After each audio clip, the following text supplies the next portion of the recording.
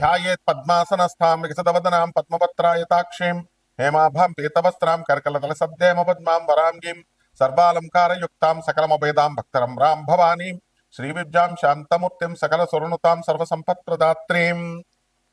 శ్రీ బెజవాడ కనకదుర్గాదేవ్యై నమ. శ్రీ దుర్గామల్లీశ్వరాభ్యాం నమ.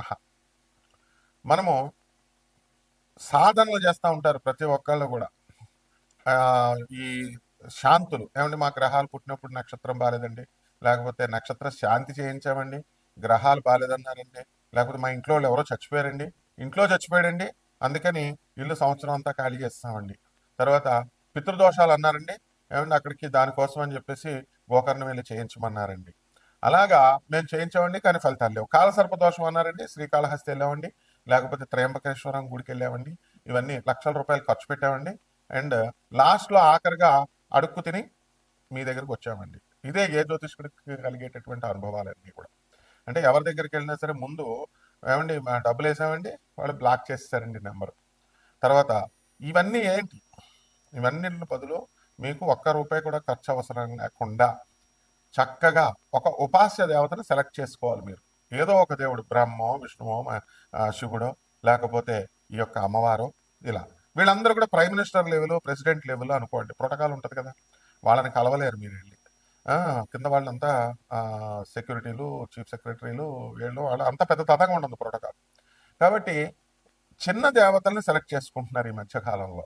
ఎవరు ఆ దేవతలు అంటే క్షేమతరమైనటువంటి దేవతలు. ఇప్పుడు మనకి మానవ జన్మ కంటే కూడా పై లెవెల్ ఉన్నటువంటి ఎనర్జీస్, మానవ జన్మ మనం ఎనర్జీయే, దానికంటే హైయర్ ఎనర్జీ ఎవరు? యక్ష, గంధర్వ, కిన్నెర, కింపురుష, అప్సరస, ఆ తర్వాత దేవతలు, తర్వాత వాళ్ళకంటే పెద్ద బ్రహ్మ విష్ణు మహేశ్వరులు, ఆది పరాశక్తి. ఇలా ఏవైతే మన పురాణాల్లో వర్ణించబడ్డాయో, వేదాల్లో, శాస్త్రాల్లో, ఇతిహాసాల్లో, మరి ఇవన్నీ కూడా. అంతేగాని వాటిని చేయాలి కానీ కరాంగులి మాలలు వేదాల్లో ఇతిహాసాల్లో ఉన్నాయని ఒక అమ్మాయి పబ్లిసిటీ చేస్తుంది. వేదాల్లో ఇతిహాసాల్లో కరాంగులి మాలలు ఉంటాయి అసలు? కాబట్టి ఇదిగో మీరు కోటీశ్వరుడు అయిపోవాలా, ముందు మీరు ఈ మాల వేసేసుకోండి అని పబ్లిసిటీ ఇస్తుంది. ముందు ఆమె కోటీశ్వరురాలు అయిందో లేదో మీరు అడగాలి. ఆ బుద్ధి మీకు ఉండాలి. ఫస్ట్ చెప్పాడంటే ఈ మాల వేసేసుకోండి, ఉంగరం పెట్టేసుకోండి, అలాగే ఈ యొక్క జాతిరత్నం పెట్టేసుకోండి అని ఫస్ట్ నువ్వేంట్రా, నువ్వు అయ్యావా లేదా ఫస్ట్ మాకు చెప్పు అని అడగాలి. సో వీటితో అన్నిటితో కూడా సంబంధం లేకుండా యక్షిణీ దేవత ఆరాధన అనేటటువంటిది ఒక్క రూపాయితో కూడా ఖర్చు లేకుండా చేసుకునేటటువంటి సాధన. ఈ ద్వాదశ రాశుల వారు కూడా ఏ రాశుల వారు యక్షిణి సాధన చేస్తే బాగుంటుంది, ఏ రాశుల వారు కిన్నెర సాధన చేస్తే బాగుంటుంది, ఏ రాశుల వారు అప్సరస సాధనలు చేస్తే బాగుంటుంది, లేకపోతే మొత్తం 12 మంది కలిసి బ్యాచ్ల కింద డివైడ్ యక్షిణీలు చేద్దామా లేకపోతే అప్సరసలు చేద్దాం, మీ ప్రాబ్లమ్స్ని బట్టి సొల్యూషన్ అనేటటువంటిది ఉంటుంది. ఇందులో మేము మంత్రాలు చెప్తుంటే ఒక ఆయన ఫోన్ చేసి ఏమన్నా గురువు గారు మీరు చెప్తున్నట్టుగా మంత్రంతో సహా మీ ఫోటో తీసానండి, నాకు కొంతమంది శిష్యులకు ఉన్నారండి, పోలీస్ ఆఫీసర్లకు కూడా నేను ఆ మంత్రాలు పంచుతున్నానండి, ఎవరు చెప్పండి నేను పంచమని, మీకు రక్తచందనం ఇస్తానండి, ఏదో పంపిస్తానండి, మీ అడ్రస్ పెట్టండి, పోస్ట్ చేసేస్తాను, కొరియర్స్ చేసేస్తాను అన్నాడు. ఇలాంటి వాళ్ళని నేను 100 మందిని చూస్తాను. ఇంకొకడు నేను పీఠం పెట్టానండి గురుగారు మీరు రావాలండి, అక్కడ నా శిష్యులకి నేను ఇచ్చేస్తున్నానండి, మంత్రోపదేశాలు నేను చేసేస్తున్నానండి, ఇవన్నీ ఏమీ సిద్ధించవు. ఎందుకంటే ఎవరైతే యక్షిణీ సాధన ఇప్పుడు నేను చేశాను, నాకు సిద్ధించింది, నాకు గురు పరంపర ఉంది, నా గురువుల గురించి మొత్తం నా వీడియోలో మొలపడి సత్యనారాయణ మూర్తి అని కూడా వీడియోలు అన్నీ వస్తాయి. నా గురు పరంపర, ఆ గురువులు అందరూ తెలుస్తారు మీకు. ఆ గురు పరంపరలో గురుముఖతానే నేర్చుకోవాలి ఇవి. అయితే మరి ఎంకరేజ్ చేయాలి కదా, గురుముఖత నేర్చుకోండి అంటే ఆదిశంకరుని ఫోటో పెట్టుకోండి, కృష్ణుని ఫోటో పెట్టుకోండి, జగద్గురు చేసుకోండి అన్నాం. మరి చేసుకోండి అంటే ఇలాంటి వాళ్ళు వస్తారు, వేళ్ళు అనమాట. మెయిన్ చీడ పురుగులు అంటే వేళ్ళే. ఎంతవరకు ఆ కొరియర్ వచ్చింది లేదు, రక్తచందనం లేదు, మొత్తం 63 క్షేత్రాల నదుల నీళ్ళండి అన్నాడు. ఒక క్షేత్రం నీళ్ళు కూడా ఉండవు. సో ముందు ఇవన్నీ భ్రమల నుంచి బయటపడేసేది యక్షిణి. ఎందుకంటే యక్షిణి దేవత భ్రమలకే భ్రమ, మాయలకే మాయ, కామరూపి ఆమె. ఆ తర్వాత పనికి మాలిన వాళ్ళు అందరూ వచ్చి యక్షిణిని బ్యాడ్ పబ్లిసిటీలు చేసేసి యక్షిణిని పీకుతుంటాయి, చంపేస్తాయి, తర్వాత సంభోగం చేస్తాయి మీతో వచ్చి, ఇలాగా భార్యాన్ని భక్షిస్తాయి, ఇలా ఎవడు ఇష్టం వచ్చినట్టు వాడు చెప్తున్నారు. ప్రతి దానికి కూడా సృష్టిలో ఒక క్రమబద్ధీకరణ అనేటటువంటిది ఉంటుంది, ఒక ఆర్గనైజ్డ్గా కమిట్మెంట్ అనేటటువంటిది ఉంటుంది. ఏంటంటే ఇప్పుడు ఆ యక్షులను తినాలనుకోండి, మీరు పిలిస్తేనే వచ్చి తినాలా, మిమ్మల్ని ఊరి మీద పడిపోయి తినవా? బలులు కావాలనుకోండి అమ్మవార్లకి, బలులు మీరు ఇస్తేనే, నువ్వు ఒక కోడి పెట్టను కొని, కోడి పుంజును కొని నువ్వు ఇస్తే ఆ అమ్మవారు తింటదా? లేకపోతే ఆమె పీక్కొని తినలేదా? ఆమె వచ్చేసి ఊరి మీద పడి కోలని మేకలు కాదు మనుషులు పీక్కుని తినేస్తుంది. కాబట్టి ఇదంతా కూడా నాన్ సెన్స్ అనమాట. ఏ యక్షిణికి, ఏ అమ్మవార్లకి, వీళ్ళకి ఎవరికి కూడా ఏ బలులు ఇవ్వాల్సినటువంటి అవసరం లేదు. ఏ మాంసాలు, ఏ మటన్లు, చికెన్లు, మందు బాటిళ్ళు, ఇంకో పనికిమాలిన బ్యాచ్ మందు బాటిల్ పెట్టమనే బ్యాచ్ ఒక బ్యాచ్ ఉంది. వీళ్ళంతా కేవలం భ్రమింపజేస్తున్నారు. Hire energies. మీరు ఒక యక్షిణిని ఆవాహనం చేస్తున్నారు, రోజు పూజ చేస్తున్నారు. రోజు పూజ చేస్తున్నప్పుడు ఆ యక్షిణి ఏం చేస్తుంది? మీరు అడిగిని నేను చేసి పెడతానంటుంది. It's like business. ఇప్పుడు మీరు ప్రపంచంలో ప్రతిదీ బిజినెస్సే. భార్య భర్తకి వంటలు చేసి పెడుతుంది, భర్త డబ్బులు తెచ్చి పెడుతున్నాడు, దానికి నిమిత్తం జీవితాంతం పోషించడానికి కట్నం తీసుకుంటున్నాడు, బిజినెస్.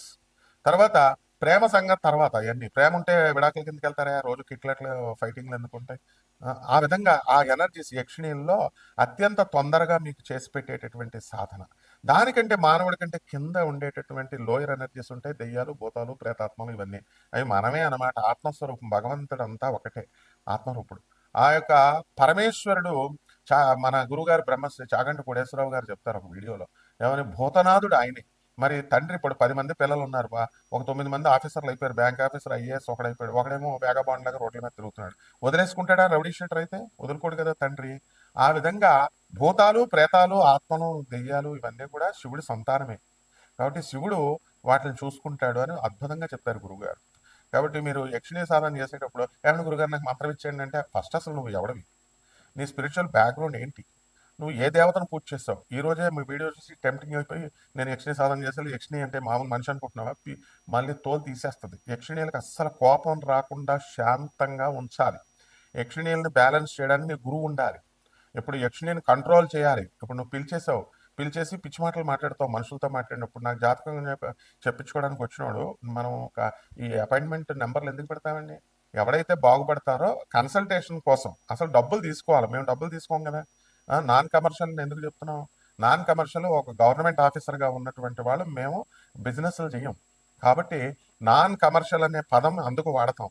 ఈ బుర్రా జ్ఞానం మనుషులకు ఉండదు. ఏంటంటే ఏదో చెప్తున్నాడులే, ఫీజులు అపాయింట్మెంట్లు పెట్టేసి చేయడానికి మామూలు ప్రైవేట్ పంతుళ్ళ. మాకు రూల్స్, రెగ్యులేషన్స్, సిస్టము, గవర్నమెంట్ ఇవన్నీ తెలుసు. కోర్టులు ఉంటాయి, జ్యుడిషియరీ ఉంటుంది, అలాగే సిస్టమ్ ఉంటుంది. ఏదైనా ప్రాబ్లం వస్తే దాన్ని కోర్టులో ఎలా వేయాలా, క్యాట్లో వేయాలా, ఇవన్నీ ట్రిబ్యునల్ కోర్టులో వేయాలా, లేదా హైకోర్టుకి వెళ్ళాలా, ఏ పోలీస్ ఆఫీసర్ని ఎలా డీల్ చేయాలి, ఇవన్నీ ఉంటాయి. ఇవేం లేకుండా ఊరికే ఫోన్ కొట్టేసి అపాయింట్మెంట్ ఏడు గురుగారు యక్షిణి సాధన చేసేస్తారండి నాకు సలహాలు ఇవ్వడానికి ఆడెవడో పనికిమాలని నా కొడుకు పెడుతున్నాడు. యక్షిణి దుర్గా యక్షిణి కాదండి. ఏ పురాణాల్లో చెప్పబడింది? గొట్టంగాడికి నీకు చెప్పడానికా నేను? నువ్వు ఏ పురాణంలో ఉందానికి చెప్పడానికి? దుర్గాదేవి కాళరాత్రి రూపంలో, యక్షిణి రూపంలో ఉంటుంది. యక్షస్వరూపాయ జటాధరాయ అంటే మన శివుడు కూడా నాగేంద్రహారాయ త్రిలోచనాయలో చదువుకో. యక్షస్వరూపాయ జటాధరాయ, యక్షుడు రూపంలో ఉంటుంది. ఆ తర్వాత రెండవది ఏమిటంటే కుబేరుడు యక్షుడు, యక్షులకు రాజు. కుబేరుడు వచ్చి పీకు తింటాడా? ఎక్కడన్నా చరిత్రలో ఉందా? కుబేరుడు బుద్ధి జ్ఞానం లేనటువంటి యూట్యూబ్ లో చెప్పే దొంగ పండితులు కుబేరుడు యక్షుడా కాదా, యక్షరాజా కాదా యక్షులందరికీ? ఆయన ఎప్పుడన్నా ఎవరినన్నా పురాణంలో ఎక్కడన్నా తినేశాడా? చెప్పండి. రావణాసురుడు పులస్త్య బ్రహ్మ మానవుడు, రాక్షసులు తినేస్తారు. రావణాసురుడు ఎవరన్నా పిక్కుని తిన్నట్టు బకాసురుడిలాగా ఎవరన్నా మనిషిని అన్నది ఉందా? అంటే రాక్షసుల్లో కూడా కేటగిరీస్ ఉంటాయి. ఇదంతా ఉపాసన నేర్చుకోవాలి, దీని గురు పరంపర అవసరం. అంతేగాని మేమిస్తే మంత్రాలు మీరు అమ్ముకొని బిజినెస్లు చేసుకోవడానికో, లేకపోతే మీరు ఉపదేశాలు చేయడానికి తీసుకున్న గొట్టంగాడివి, ఇచ్చే గొట్టంగాడివి, ఇద్దరిని రెండు పీకు తినిపారు దొబ్బుతాయి అనమాట. సాధనలు చేసేటప్పుడు ఎప్పుడు కూడా గురుముఖత అందుకు అవసరం అంటారు.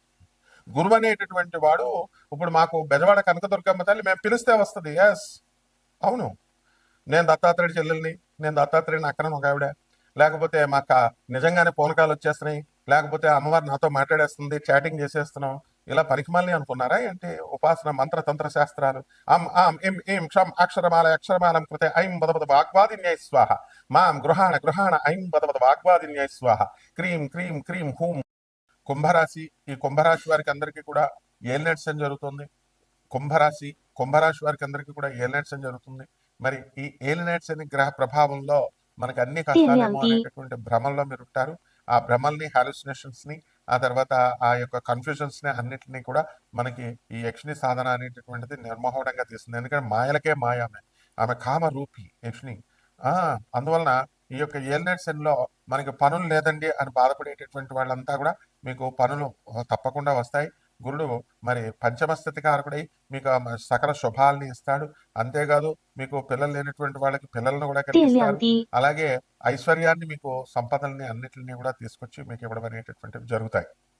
అలాగే శిరస్సుకు సంబంధించినటువంటి వ్యాధులన్నీ కూడా, అలాగే యూరిక్ యాసిడ్ ఇలాంటి ప్రాబ్లమ్స్, మోకాళ్ళ నొప్పులు ఇవన్నీ కూడా మటుమాయం చేస్తుంది యక్షిణి సాధన. ఆరోగ్యాన్ని కూడా బ్రహ్మాండంగా సెట్ చేయడం అనేటటువంటిది యక్షిణీమాత యొక్క డ్యూటీ. కాబట్టి ఈ యొక్క కుంభరాశి వారికి అప్పుల బాధలతో ఉన్నటువంటి వాళ్ళు, బంగారం తాకట్టు పెట్టుకున్నామని బాధలతో ఉన్నటువంటి వాళ్ళు, ఎన్ని దైవ సాధనలు చేస్తున్నా మాకు ఒక దారి దొరకట్లేదండి అని అనుకునేటటువంటి వాళ్ళు చాలా హైర్ ఎనర్జీస్ కాబట్టి వాళ్ళకి టైం పడుతుంది. కాబట్టి యక్షిణి సాధన అనేటటువంటిది 7 రోజుల్లో, 21 రోజుల్లో, 41 రోజుల్లో మీ ప్రాబ్లం అవలేలుగా సాల్వ్ చేసి పడేస్తుంది.